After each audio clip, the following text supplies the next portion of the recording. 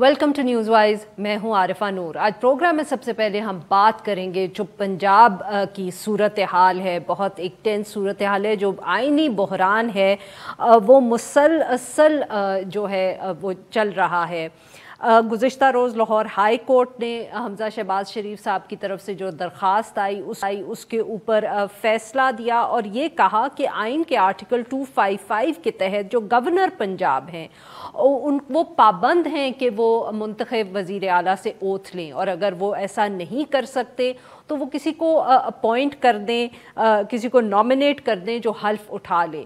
और साथ में अप्रैल 28 की तारीख भी दी गई कि जब तक ये काम करना ज़रूरी है, यानी कि आज।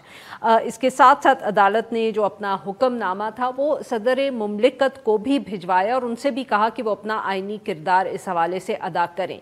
आज तारीख़ है, डेडलाइन है जो अदालत ने दी है, मगर अभी तक कोई ऐसी इत्तला सामने नहीं आई कि वहाँ कोई एहतमाम हो रहा हो, कोई अरेंजमेंट्स हो रही हो इस आइन के ओथ टेकिंग के हवाले से।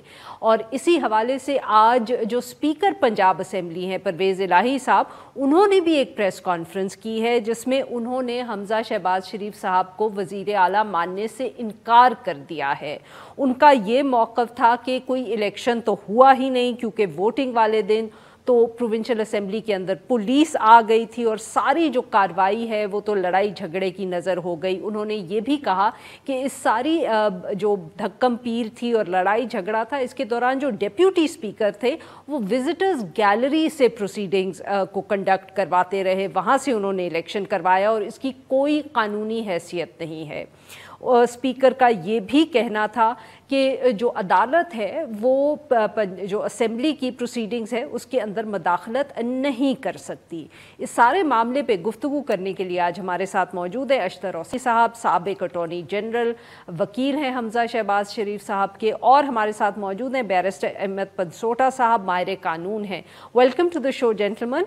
जी अशतर रौसी साहब, सर आपसे गुफ्तगू का आगाज़ करेंगे। सर बताएं कि ये क्या आपको लग रहा है कि अगर आज भी गवर्नर ने नहीं अमल किया फैसले पे और ओथ टेकिंग की तकरीब नहीं हुई, तो सर फिर what will be your reaction to that? आपने अपने इंट्रो में ये बात की, इंट्रो में ये कहा कि आइनी बहरान है। ये आइनी बहरान नहीं, ये सियासी बहरान। ये सियासी बहरान पोलराइजेशन की वजह से है। इस हद तक डिवाइड आ गई है, इस हद तक जो सियासी कश्मकश जो है वो ज़ाती कश्मकश में बदल गई है। ज़िद की बात है, अना की बात है, और मुझे लग ये रहा है कि मैं न मानूं की बात है। हाई कोर्ट का ऑर्डर बहुत क्लियर, और उसके बाद आज उसकी जो डिटेल्ड रीजनिंग है उसमें भी, और पैराग्राफ 10 उस जजमेंट का बहुत सराहत के साथ, क्लैरिटी के साथ डायरेक्शन देता है गवर्नर को कि उन्होंने क्या करना है। उससे पहले भी ये करार पा चुका हुआ है कि गवर्नर जो है उनके पास कोई इख्तियार नहीं है ना करने का। इसके अलावा एक और बात भी है, और वो ये है कि कोर्ट ने ये होल्ड किया, और इससे पहले भी एक फुल बेंच ने ये होल्ड कर दिया हुआ है कि ये ओथ जो है, ये हलफ जो है, जो हलफनामा है, ये अल्लाह के हुजूर है, और इसके अंदर गवर्नर का या किसी और शख्स का कोई किसी किस्म का कलीदी किरदार नहीं है। यानी ना वो रद्द कर सकते हैं, ना उसके मुतालिक कोई कमेंट कर सकते हैं, ना वो ये बात कर सकते हैं कि मेरी दानिश में ये शख्स जिसको मैंने ओथ देना है ये एल नहीं है या ये इलेक्ट नहीं हुआ। इस तरह की बातें पहले भी हो चुकी हैं, ये कोई नई बातें नहीं है जहाँ पे गवर्नर हाउस को इस्तेमाल किया गया इस तरह की चीज़ें करने के लिए। और उसके बाद मैं समझता हूँ कि आज का दिन बहुत इम्पोर्टेंट है, हलफ होगा। सही जी। पंसोटा साहब, सर अब जो परवेज़ इलाही साहब की गुफ्तगू है और पाकिस्तान तहरीक इंसाफ का जो सर ये बार बार मौक़िफ़ सामने आता है कि कोर्ट्स इंटरफेयर नहीं कर सकते, अब क्या सर आप इस देखते हैं कि इसमें कोई हम कह सकते हैं कि ऐसी वजनिंग लीगल स्टैंडिंग है वजनी کہ اس کے بیسس پہ پاکستان تحریک انصاف اپنے موقف کو کہیں آگے لے کے جا سکتی ہے؟ جی تھینک یو ویری مچ. اور آپ کے ساتھ ساتھ اپنے استاد اشتر اوصاف صاحب سے بڑا ان سے احترام سے ان سے اجازت لے کے I like to make a comment. جی دیکھیں میری جو اس میں انڈرسٹینڈنگ ہے یا ایٹ لیسٹ جتنا قانون کا میں نے اس میں پڑھا ہے, ایک بیسک پرنسپل جس کے اوپر یہ سارے کا سارا پریمس ہے وہ یہ ہے کہ عدالتوں کی undue interference in the matters of which are political in nature, number one. And secondly article 69 سے یہ بات شروع ہوتی ہے. اصل تو بات یہ سپریم کورٹ سے شروع ہوئی ہے جو کہ اب ٹرانسلیٹ ہوتی ہماری ہائی کورٹ کی جوڈیشری میں بھی آ گئی ہے کہ جو میٹرز ہیں, جو پولیٹیکل ایشوز ہیں یا پارلیمنٹ کی جو انٹرنل پروسیڈنگز ہیں ان میں ان کو نہیں انٹرفیئر کرنا چاہیے. اور اس کے ساتھ ساتھ آئین میں آرٹیکل 68 بھی ہے جو کہ پارلیمنٹ کو روکتا ہے کہ وہ جوڈیشری کی باتیں پارلیمنٹ میں مت کرے. یہ ایک آئین کی سیپریشن آف پاورز کی ڈاکٹرن جو ہے وہ صدیوں سے چلی آ رہی ہے, فار دا فرسٹ ٹائم نہیں ہو رہی. انفارچونیٹلی اور فارچونیٹلی پاکستان میں عدالتوں کا رواج ایسا رہا ہے کہ ہر ایشو, جس طرح کہ اشتر صاحب نے بالکل درست بات کی کہ پولیٹیکل ایشو, ہر پولیٹیکل ایشو کو عدالت میں یا لایا جاتا ہے یا وہ اٹ اینڈز اپ دیئر. اب یہ بھی ایگزیکٹلی میرے نزدیک وہی ہو رہا ہے. اگر آپ دیکھیں اگر تو گورنر کا رول ہم نے یہ سمجھنا ہے کہ گورنر کا کام صرف یہ ہے کہ وہ صبح دفتر آئے, آ کے بیٹھ کے ڈاک سائن کرے اور چلا جائے, پھر تو بالکل میں اس بات سے ایگری کرتا ہوں. بٹ میری اپنی ناقص رائے میں گورنر کا رول یہ نہیں ہے. گورنر کا role is certainly much beyond that. اور اگر آپ گورنر پنجاب کا لیٹر دیکھیں جو انہوں نے لکھا ہے آئی تھنک ان کو اپنی سینئرز کو, اس لیٹر میں پریزیڈنٹ آف پاکستان کو اس لیٹر میں بڑی کلیئرٹی کے ساتھ گورنر پنجاب نے یہ مینشن کیا ہے کہ وہ اپنی ذاتی رائے میں یہ سمجھتے ہیں کہ ہائی کورٹ کی جو ججمنٹ ہے it amounts to interference with his actually working. Therefore وہ یہ سمجھتے ہیں کہ ان کی ورکنگ سے پہلے وہ گورنڈ ہے اپنے اوتھ سے, اور اوتھ کے تحت بہت ساری ایسی باتیں جن کو وہ کرنا ان کے لیے امپورٹنٹ بھی ہے, اور موسٹ امپورٹنٹلی اس کی انہوں نے آپ قسم کھا لیں یا ایک اوتھ کے تحت بات کی ہوئی ہے. دوسری جو امپورٹنٹ بات ہے, جو ہائی کورٹ کا ڈیسیجن کل کا ہے, جو کل کے الفاظ استعمال کیے ہیں, وہ خود یہ پروو کرتے ہیں کہ عدالت یہ سمجھتی ہے کہ وہ ڈائریکشن نہیں دے سکتی, اس لیے وہ ورڈ استعمال کیے گئے ایڈوائز سجیسٹڈ. میں سمجھتا ہوں کہ یہ بھی ایک غلط روایت ہے اور ان کو یہ بات نہیں کہنی چاہیے کہ میں گورنر کو ڈائریکٹ کر رہا ہوں یا کو ڈائریکٹ کر رہا ہوں. اور یہ سارے کے سارے میٹرز جو ہیں they should be decided politically, and میں بالکل اگری کرتا ہوں اشتر صاحب سے کہ دیز آر پولیٹیکل کوسچنز. بالکل صحیح. جی ناظرین یہاں پہ لیں گے ہم ایک چھوٹا سا بریک, سے واپس آئیں گے اپنے مہمانوں سے گفتگو جاری رکھیں گے. اسٹے ود اس.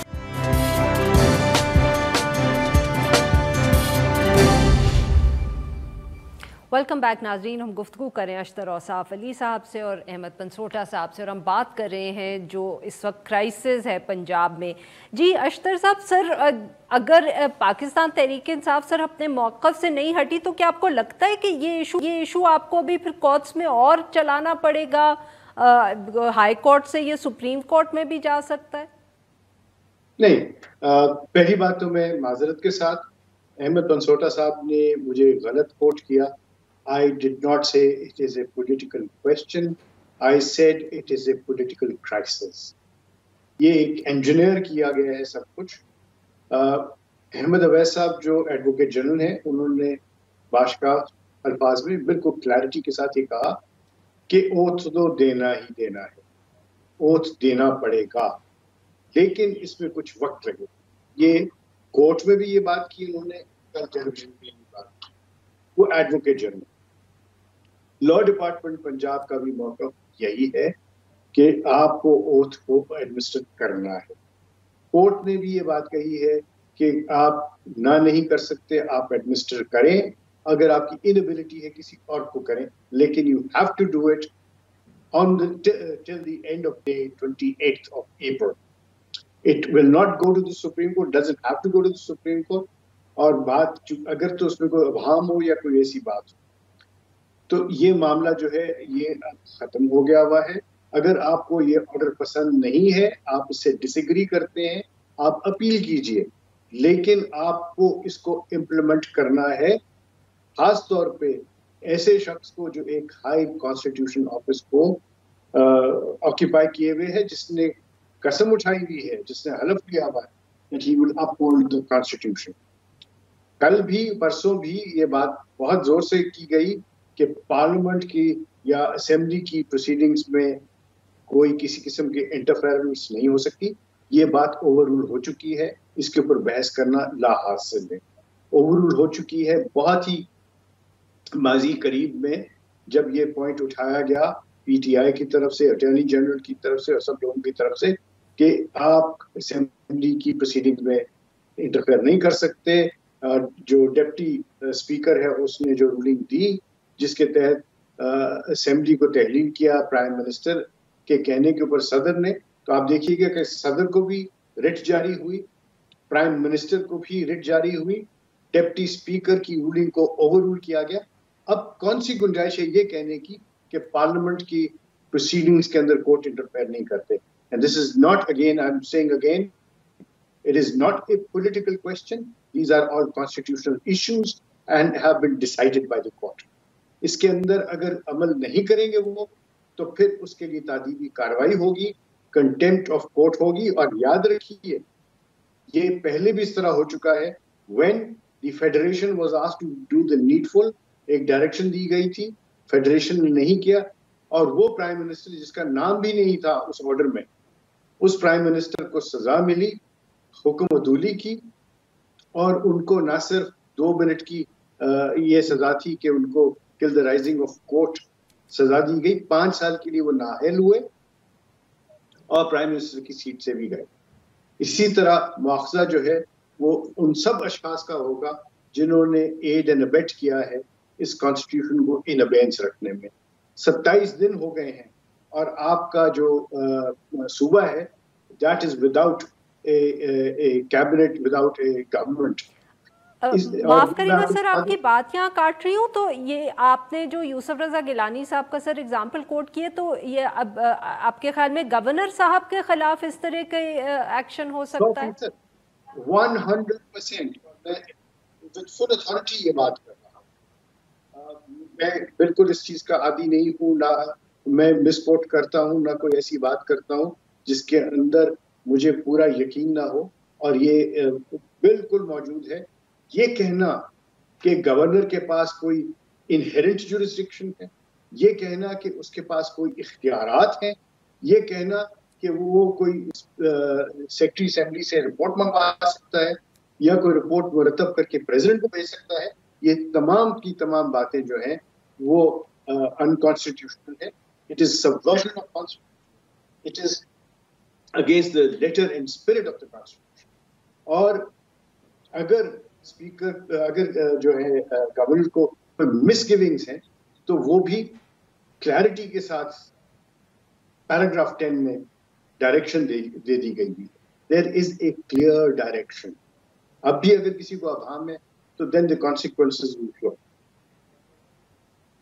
صحیح جی. پنسوٹا صاحب, سر اشتر صاحب کا تو خیال ہے کہ گورنر صاحب can be at risk of contempt of court. میں بالکل تھوڑا سا اس سے ڈس ایگری کروں گا. میں دیکھیں جی بڑی selective interpretation of the constitution ہو رہی ہے بائی دی کورٹس, اور میں اس میں بڑا احتیاط سے یہ بات کرنا چاہوں گا. دیکھیں آرٹیکل 130 سب کلوز 8 بھی ہے جس کے تحت جو استعفیٰ ہے سابق جو اس وقت چیف منسٹر صاحب ہیں جن کی جگہ یہ الیکشن کروایا گیا ہے, وہ استعفیٰ ان دا فرسٹ پلیس بھی ٹھیک نہیں ہے. لیکن اس کے بارے میں عدالتیں بھی اور سینئر وکلا بھی کہتے ہیں کہ وہ پاسٹ کلوز ٹرانزیکشن ہے. آپ آگے چلیے, آگے چل کے یہ کہا جاتا ہے کہ الیکشن آج ہی کروایا جائے, فوراً کروایا جائے, اپیل کا ٹائم تک جو ہے وہ ہم جس طرح بھی پاکستان تحریک انصاف والے اس کو فائل کر رہے ہیں اس کے باوجود انسٹرکشنز دی جا رہی ہیں, ڈائریکشنز دی جا رہی ہیں, اور پھر آف کورس اگر ڈائریکشن فالو نہیں ہوگی تو آف کورس تو کوئی بھی کرے گا اس کو کنٹیمپٹ ہوگی. لیکن ساتھ ساتھ کیا آئین کے وہ آرٹیکلز کہاں پر جائیں گے جہاں پر گورنر کو اور پریزیڈنٹ کو امیونٹی ہے, جہاں پر پریزیڈنٹ جو ہے اس کے خلاف یا گورنر کے خلاف آپ پروسیڈ نہیں کر سکتے, وہ آرٹیکلز بھی آئین کے اندر موجود ہیں. ان آرٹیکلز کو آرٹیکل 101, آرٹیکل 103, آرٹیکل 105, آرٹیکل 48(2), پھر آرٹیکل 255, یہ سب کے سب آرٹیکلز کہاں جائیں گے. میں یہ بات کرنا ضرور چاہتا ہوں کہ عدالتوں نے فرام ٹائم اینڈ اگین 69 کے اوپر جو بھی انٹرپریٹیشن جس طرح بھی ریسنٹ ہوئی ہے, میں بالکل اگری کرتا ہوں, we are bound to follow that. لیکن یہی interpretation time to time change ہوتی ہے, پولیٹیکل پارٹیز کی ویوز بھی چینج ہوتے ہیں. اور جو پاکستان مسلم لیگ نون کا آج ویو ہے, آج سے کچھ دیر پہلے جب پیناما پروسیڈنگز چل رہی تھی, کمپلیٹلی ڈفرنٹ ویو تھا about the supreme court and about conducting cases in the supreme court. सो मैं ये समझता हूँ कि in the end supremacy constitution की है. कॉन्स्टिट्यूशन की जो plain language as a student of law मैं ज्यादा तौर पर समझता हूँ, उसके मुताबिक मेरे नजदीक गवर्नर का रोल इतना मीगर नहीं है जितना अदालतें इस वक्त अस्यूम कर रही हैं या प्रिज्यूम कर रही हैं. वो role is slightly beyond that, because उसने ओथ उठाया. अगर उसने काम ही सिर्फ सिग्नेचर्स और इधर से उधर चीजें करनी है तो बिल्कुल ठीक सर का है. प्रेजर्वेशन कॉन्स्टिट्यूशन फाइनल बात मैं करना चाहूंगा. मेरे नजदीक ये जो बार बार कहा जा रहा है कि आइन की सबवर्जन है, एब्रोगेशन, भी मेरे ख्याल में थोड़ी सी गलत बात होगी, क्योंकि इसके ऊपर क्लियरली जनरल मुशर्रफ की जजमेंट में आ चुकी है बात कि सबवर्जन और सब्रोगेशन जो है उसकी कंप्लीटली डिफरेंट. इस तरह तो हम हर चीज पर आर्टिकल 6 लगाएंगे और पाकिस्तान का हर मामला जो है फिर आइन की सबवर्जन बन जाएगा. बिल्कुल sir, we are running out of time here. अशतर साहब से मुझे बिल्कुल 30 सेकंड्स में रिस्पॉन्ड ले लेने दें. अशतर साहब, I only have 30 seconds sir, if you want to से something. As long as the order of the High Court is there, it has to be implemented, and it better be implemented before the time ends, and it ends today. बहुत बहुत शुक्रिया sir, आपने हमसे बहुत बहुत शुक्रिया. अहमद पंसोटा साहब, आपने भी हमें ज्वाइन किया. जी नाज़रीन, यहाँ पे लेंगे एक छोटा सा ब्रेक. जब हम ब्रेक से वापस आएंगे तो हम बात करेंगे मौसम के हवाले से और जो हीट वेव इस वक्त हम सब देख रहे हैं. Stay with us. Welcome back. Programme के इस हिस्से में हम जिक्र करेंगे पाकिस्तान और जनूबी एशिया के तमाम तकरीबन ममालिक का, जहाँ एक हीट वेव आजकल जारी है और ये कहा जा रहा है कि आने वाले दिनों में ये जो दर्जा हरारत आजकल भी हम देख रहे हैं, जो अप्रैल के आखिरी दिनों के लिए ज़रा अनयूजुअल है, ये किस तरह बढ़ सकता है. जो ताज़ा तरीन मीडिया रिपोर्ट्स हैं उनके मुताबिक पाकिस्तान, भारत कि अप्रैल के दौरान के लिए ये जो मौसम है ये ज़रा रूटीन से हट के है. टेम्परेचर्स जो हैं वो भी काफ़ी ज़्यादा हैं और शिद्दत हमें देखी जा सकती है. 40 के करीब जो है वो डिग्री सेंटीग्रेड इस वक्त टेम्परेचर्स हैं और ख़दशा है कि ये इतने ही कुछ दिन के लिए रहेंगे. क्लाइमेट चेंज के ऊपर जो लोग काम करते हैं वो काफ़ी इस हवाले से गुफ्तगू कर रहे हैं और कह रहे हैं कि ये इस तरह की जो अब अकरेंसेस हैं कि हीट वेव्स आएंगी और अनयूजुअल मौसम का पैटर्न होगा, ये अब हमारी ज़िंदगी का एक हिस्सा बनता चला जा रहा है. और जो हमने मौसम देखा मार्च में और अप्रैल में, ये अब हो सकता है कि आने वाले सालों में ये पैटर्न्स जो हैं ज़्यादा शिद्दत इख्तियार करें. इस सारे मौजू पे गुफ्तगू करने के लिए हमारे साथ मौजूद हैं आयशा खान साहिबा. ये एक माहिर माहौलियात है. Welcome to the show Ayesha साहिबा. जी, अनयूजुअल वेदर पैटर्न बहुत ज़्यादा हम कह सकते हैं कि अप्रैल के महीने के लिए हमने पिछले दिनों में टेम्परेचर्स देखे. ये कितना हम कह सकते हैं एक्सपेक्टेड था इन सम वेज़ कि I mean obviously because climate change के हवाले से आप लोग हमें ख़बरदार तो हर वक्त करते रहते हैं, और क्या हम कहें कि कितना सरप्राइजिंग था कि ये इस साल ऐसा मौसम है. देखिए, इस वक्त जिस फेज़ से हम गुजर रहे हैं ये क्लाइमेट वेरिएबिलिटी कहलाता है. इसमें चेंजेस आते रहेंगे, इसमें अनप्रेडिक्टेबल अकरेंसेस होती रहेंगी. इस वक्त जो हो रहा है ये एल नीनियो और ला नीनिया का अकरेंस है.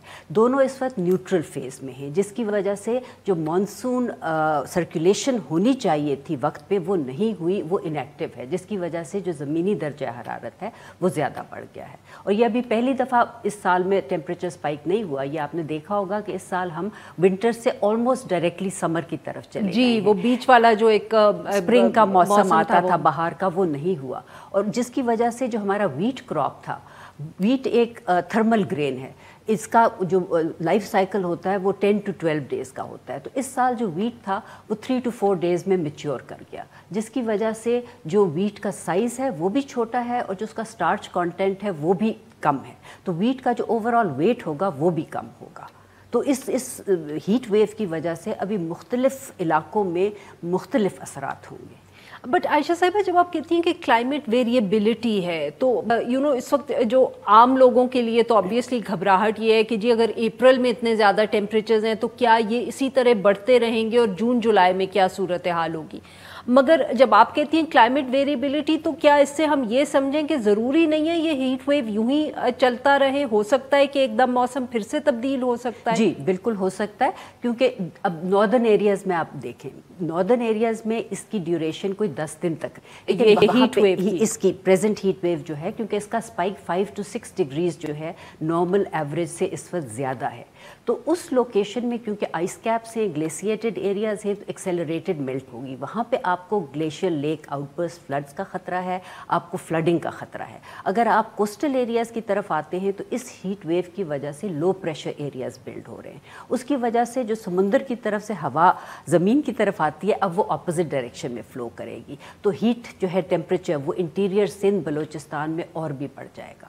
تو یہ سارے آنے والے دنوں میں یا اسی وقت یہ جو فیز جا رہا ہے نا ہیٹ سپائک کا, اس میں یہ ہوگا. اس کے بعد مانسونز کے بارے میں ہم کہہ نہیں سکتے کہ مانسون اس وقت پہ آئیں گے, ان کی انٹینسٹی کیا ہوگی. یہ سارا جو ویریشن ہے نا اسی کا حصہ بن رہے ہیں, کیونکہ اتنی جی گیسز جو ہیں, گرین ہاؤس گیسز جو ٹریپڈ ہیں ایٹماسفیئر میں, وہ کس طرح پلے آؤٹ کریں گی, اس کا کوئی سرٹن جو ہے نا پاتھ وے آپ کو نہیں بتا سکتا. بارش کے حوالے سے بھی یہی کہا جا رہا ہے کہ بارش ابھی تک بھی اس سال کم ہوئی ہے آن ایوریج, اور آنے والے دنوں میں بھی یہی ہوگی, بٹ آپ کہہ رہی ہیں وی کانٹ ٹیل کہ مانسون کی کیا شدت یا ہوگی یا نہیں. ہمارے پاس دراصل جو ہائیڈرومیٹ کیپیبلٹی ہے نا وہ بہت کمزور, پاکستان کی وہ بہت کمزور ہے. ہم یہ تو بتا سکتے ہیں کہ کل سورج نکلے گا, کل مطلع ابر آلود ہوگا یا کل بارش ہوگی, لیکن دنیا جو ہے وہ اب امپیکٹ بیس اسیسمنٹ کی طرف چلی گئی ہے میٹیورولوجیکل ڈپارٹمنٹ میں. اور ہمیں 2 سال پہلے ورلڈ بینک نے $60 ملین دیے تھے national disaster risk management fund کو, جس سے ہائیڈرومیٹ ڈپارٹمنٹ نے اپنی کیپیبلٹی کو انہانس کرنا تھا. وہ پیسہ ابھی تک وہیں پڑا ہوا ہے, اس کا استعمال نہیں ہوا. وجہ آپ منسٹری آف کلائمیٹ چینج سے پوچھیں, ایویشن سے پوچھیں, NDRMF سے پوچھیں, ہائیڈرومیٹ ڈپارٹمنٹ سے پوچھیں. پاکستان تحریک انصاف کا تو یہ ہمیشہ ایک دعویٰ رہا ہے کہ وہ بہت کلائمیٹ پہ ان کی جو مینیفیسٹو ہے یا وہ اس کو بہت سیریسلی لیتے ہیں, بٹ زیادہ ان کی پھر توجہ ان چیزوں پہ شاید کم رہی ہو, کیونکہ اگر آپ کے پاس پیسہ بھی ہے, ایک طرف تو ہم کہتے ہیں نا ہمارے پاس فائنینشیل ریسورسز نہیں ہے, لیکن اگر آپ کو کوئی پیسہ دیتا بھی ہے اور آپ اس کا صحیح استعمال نہیں کرتے تو پھر یہ جو اثرات ہم دیکھ رہے ہیں, رسک اسیسمنٹ تو آپ تبھی کر سکتے ہیں نا جب آپ کو پتہ ہو کہ آپ کا لیول آف رسک جو ہے اور اس میں جو کنٹریبیوٹنگ فیکٹرز ہیں وہ کیا ہیں. یہ تو وہی بات ہوگی کہ ہم کہیں گے کہ زلزلہ آئے گا, لیکن اس کی فالٹ لائنز کیا ہیں, اس کی کیا انٹینسٹی ہو سکتی ہے, اس میں آپ نے اگر کنسٹرکشن کرنی ہے تو آپ کو کون سی سزمک ریزسٹنٹ میجرز لینے کی ضرورت ہے. ہمیں تو اس وقت اپنے ہائیڈرومیٹ ڈپارٹمنٹ سے یہ انفارمیشن مل ہی نہیں رہی ہے. دوسری چیز یہ ہے کہ ہم یہ کہتے ہیں کہ ہم ایک لو امیٹر ہیں, ہماری 1% گرین ہاؤس گیس ایمیشنز ہیں, لیکن اس کا یہ مطلب بھی نہیں ہے کہ اس کے اثرات جو ہیں وہ ہم پہ کم ہوں گے. لیکن 3 سال ہو گئے ہمارے پاس ابھی تک نیشنل ایڈیپٹیشن پلان نہیں آیا. صحیح جی. ناظرین یہاں پہ لیں گے ہم ایک چھوٹا سا بریک, اور جب ہم بریک سے واپس آئیں گے تو ہم اپنی گفتگو جاری رکھیں گے. Stay with us. Welcome back ناظرین. ہم گفتگو کر رہے ہیں عائشہ خان صاحبہ سے, اور ہم بات کر رہے ہیں انوائرمنٹ اور کلائمیٹ کے حوالے سے, اور جو آج کل ہیٹ ویو ہے پاکستان میں.